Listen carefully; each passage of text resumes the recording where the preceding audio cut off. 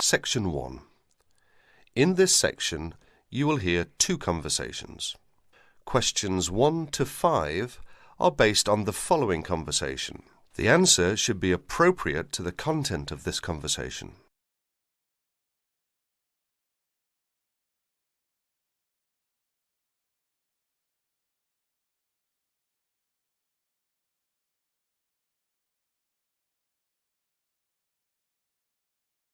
Oh, hi Dave. Long time no see. Hi, Maria. I just settled down. I thought I'd drop by. Come on in, take a seat. Would you like anything to drink? I have Sprite and orange juice. Sprite would be fine. Oh, so, how have you been? Oh, not bad. And you? Oh, I'm doing okay, but school has been really busy these days, and I haven't had time to relax. By the way, what's your major? Hotel management. Well, what do you want to do once you graduate? I haven't decided for sure, but I think I'd like to work for a hotel or travel agency in this area. How about you? Well, when I first started college, I wanted to major in French, but I realised I might have a hard time finding a job using the language, so I changed my major to computer science. With the right skills, landing a job in the computer industry shouldn't be too difficult. So, do you have a part-time job to support yourself through school? Well, fortunately for me, I received a 4-year academic scholarship that pays for all of my tuition and books. Wow, that's great. Yeah, how about you? Are you working your way through school? Yeah, I work 3 times a week at a restaurant near campus. Oh, what do you do there? I'm a cook. How do you like your job? It's okay. The other workers are friendly and the pay isn't bad. Now you have a chance to read questions 6 to 10 and then answer questions 6 to 10, according to the conversation.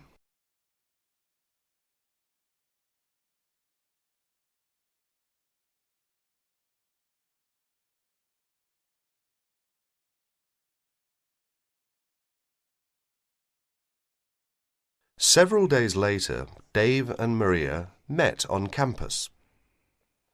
So what do you want to do tomorrow? Well, let's look at this city guide here. Here's something interesting. Why don't we first visit the art museum in the morning? OK, I like that idea. And where do you want to have lunch? How about going to an Indian restaurant? The guide recommends one downtown, a few blocks from the museum. Now that sounds great. After that, what do you think about visiting the zoo? Well, it says here that there are some very unique animals not found anywhere else. Well, to tell the truth, I'm not really interested in going there. Yeah, why don't we go shopping instead? There are supposed to be some really nice places to pick up souvenirs. No, I don't think that's a good idea. We only have a few traveller's checks left, and I only have $50 left in cash. No problem. We can use your credit card to pay for my clothes. Oh no, I remember the last time you used my credit card for your purchases.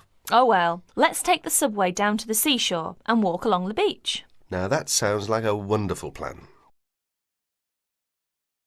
That is the end of section 1. You will have half a minute to check your answers.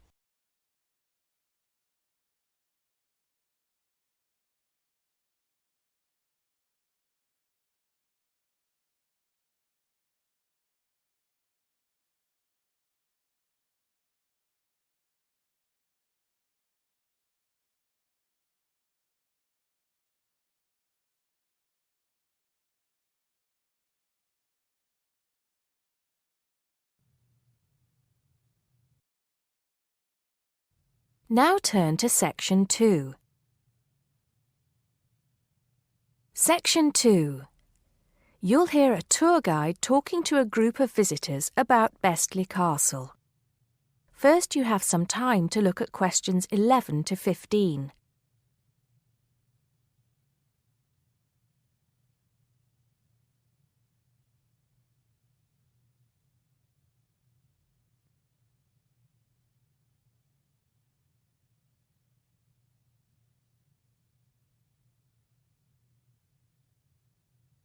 Now listen carefully and answer questions 11 to 15. Welcome to Bestley Castle. It's nice to see so many of you here today.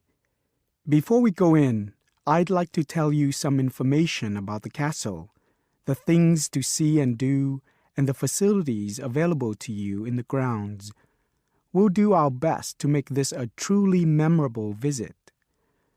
Now, the castle grounds are quite big, and we don't want you to get lost, so I'm going to give you an idea of the layout.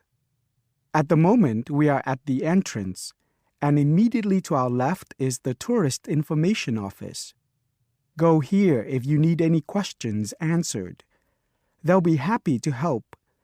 And of course, behind the tourist office is the car park where the coach dropped you off, and it'll also pick you up from the same spot at 5 p.m. today.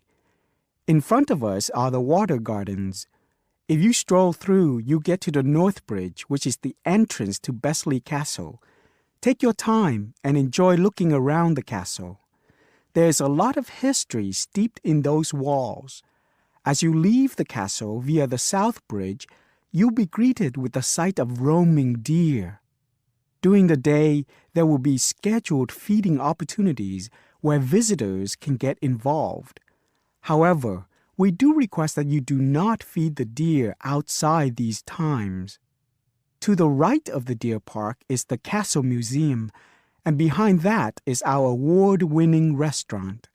It's a relatively new addition to the castle grounds, but is fast gaining a reputation for its food.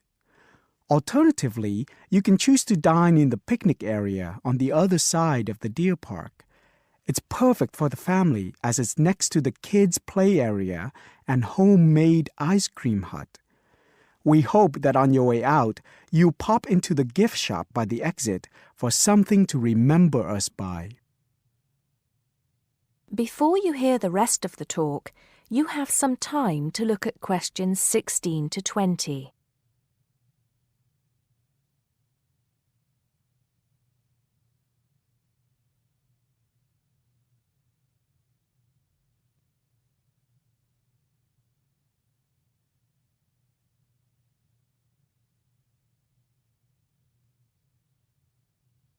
Now listen and answer questions 16 to 20. Admission to the grounds is free for all. That includes the museum, gardens, and picnic area. There is an admission fee for the castle, which is £6.50 for adults, with a 10% discount for students and retired people. Children under the age of 16 pay half adult price, and under 8 go in free. There are many spectacular events throughout the year, and for most of them, there's also an admission fee. As these events are in high demand, it's a good idea to book well in advance. Some of the exciting events planned for this year are the Summer Medieval Festival, where you can watch old-fashioned knights and experience a feast in the halls of the castle, as if you were a guest of King Henry VIII himself. There are several concerts planned this year too, including a rock concert at an admission price of £10 per person and a special jazz concert which is free to the public. I'm sure you'll agree that all tastes and ages will be satisfied. One scary but extremely popular event is the annual Haunted Castle event at the end of October, where the castle comes alive at night. Why don't you come along if you're brave enough? Another sight to see is the fantastic firework display on November 5th, and the cost of that includes refreshments. We also have a long tradition of raising money for charity. The charity event held every year on the first day of May will this year be an archery contest.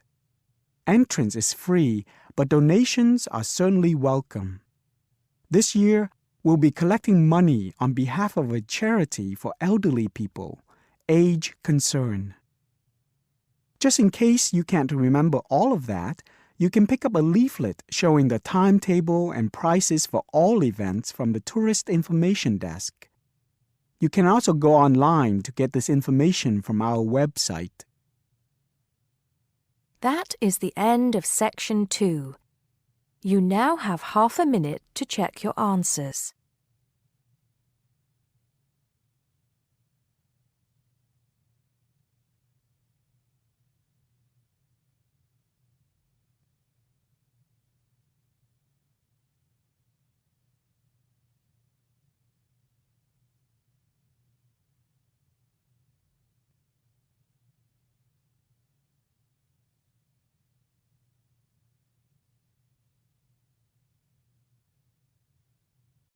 Now turn to Section 3. Section 3. You'll hear 3 university students talking about a presentation which one of them has to give.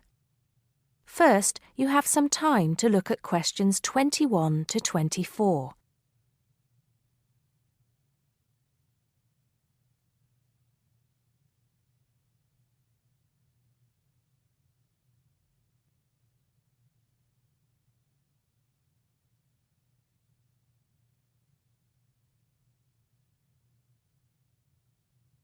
Now listen carefully and answer questions 21 to 24.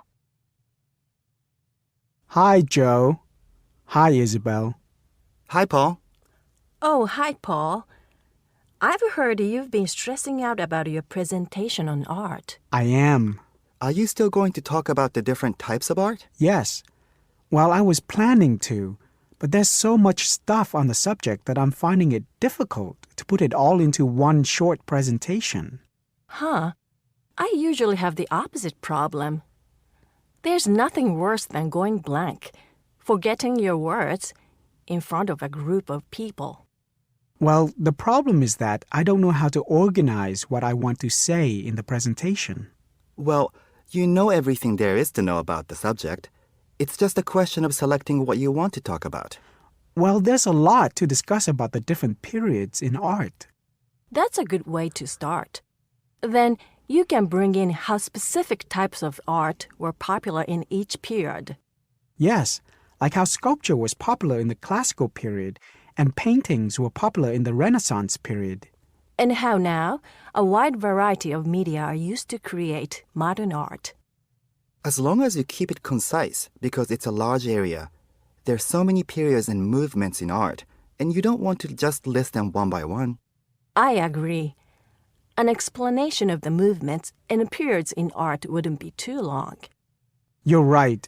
I need to just pick out some key points. Just mention the periods quickly so that I can move on to the real topic of the presentation. Yes, the variety of art, like sculpture, paintings, installations. I have an idea. Why don't you prepare a timeline to show to the class?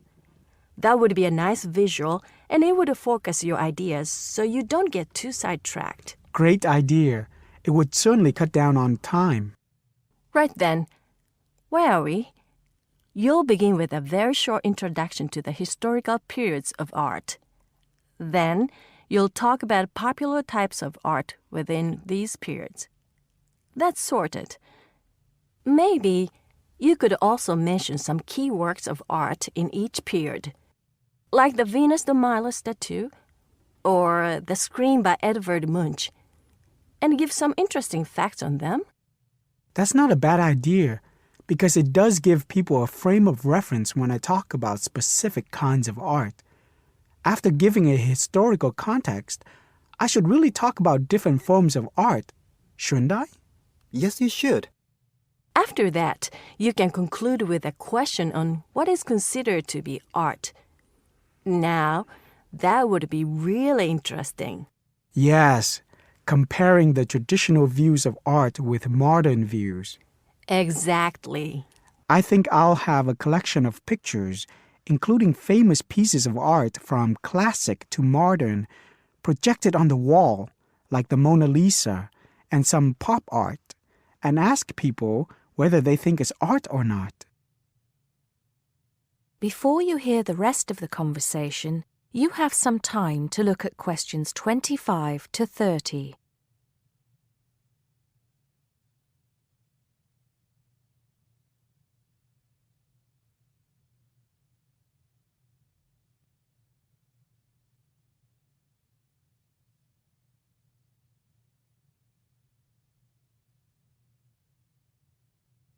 Now listen and answer questions 25 to 30. Showing some famous works and asking people what art is would certainly lead to discussion in the room. People's appreciation of art is so subjective, and it comes down to taste. That's what I'm hoping for. Some disagreement to liven up the presentation. And you could stick in some really controversial ones like graffiti and modern art installations in between pieces of art that are universally accepted, like the work of the Renaissance painters. Sounds good to me. I have to say, I really don't understand some modern art myself. There was one recently that was just a pile of rubbish. It doesn't require much skill to create, does it? And what does it mean? There's no point to it. Actually, Joe, I like some modern art. It makes you look at the world in a different way.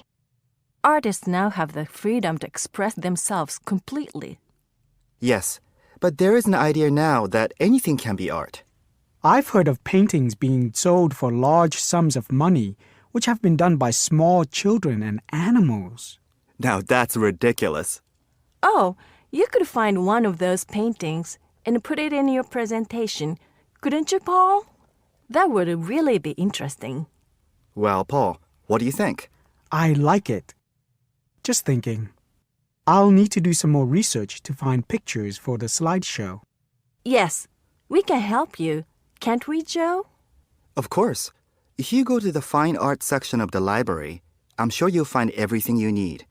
Just ask the staff and they'll give you access to a slide bank of hundreds of famous works of art. And if you still can't find what you're looking for, use the library computers to go online. There are lots of images on the internet. Of course, you'll need to use a search engine like Google, but it's dead easy. Thanks, guys. I'm feeling much clearer about the project. Your ideas have been really useful. I think I should end with a quote of some kind by a famous artist. What do you think? That's a good idea. Now let's go to the library and see what they have. That is the end of section 3. You now have half a minute to check your answers.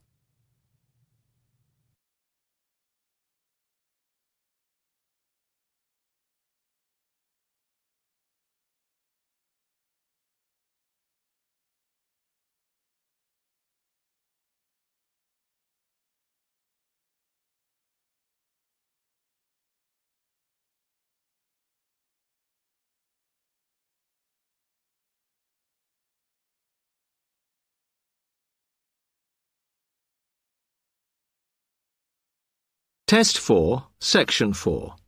You will hear a tutor giving some business students instructions about a finance project. You now have 30 seconds to read questions 31 to 36.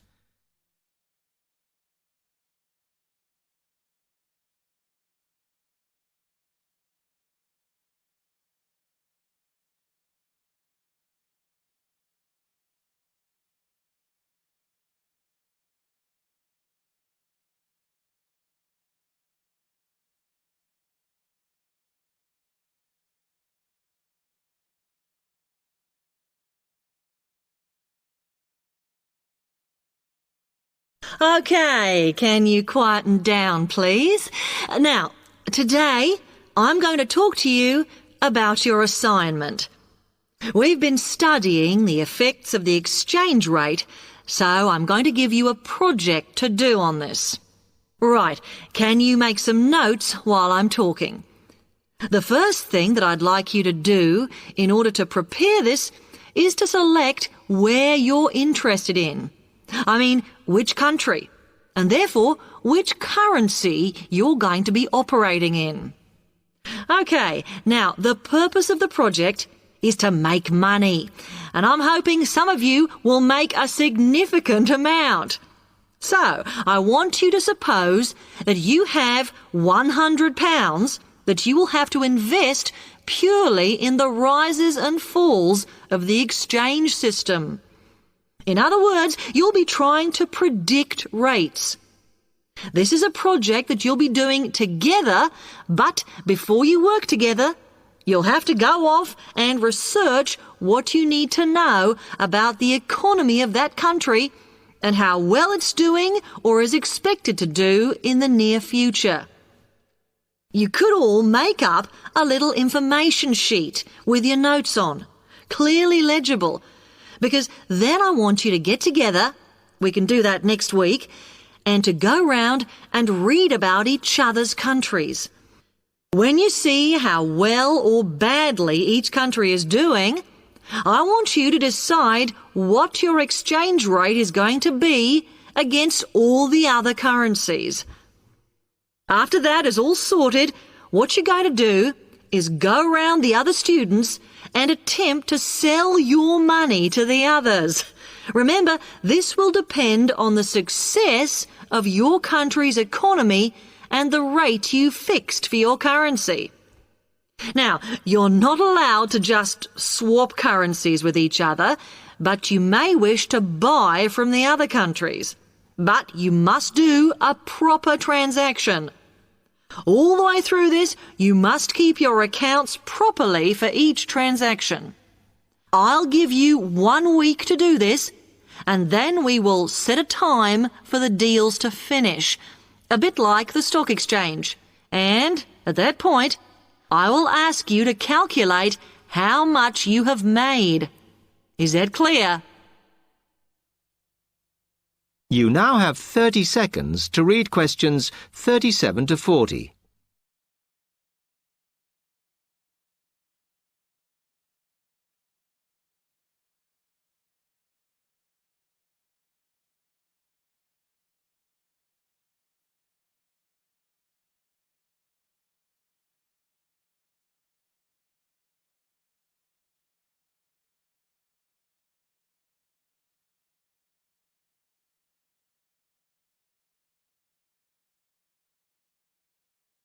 Okay, now before you begin that, there are a few things I want you to read up on to prepare. You need to look at the economies of the UK's main trading partners. I don't mean all of them, because that would be over 80, but just the 29 principal ones. There are summaries in the last 3 books on the book list I've given you. And so that you can practice applying the criteria on assessment I gave you, I'd then like you to focus just on one sector across all the countries. The most common one across every country is farming. But as much agricultural produce is for domestic consumption, I'd like you to look at manufacturing. Then I would like you to do a detailed investigation of one particular aspect.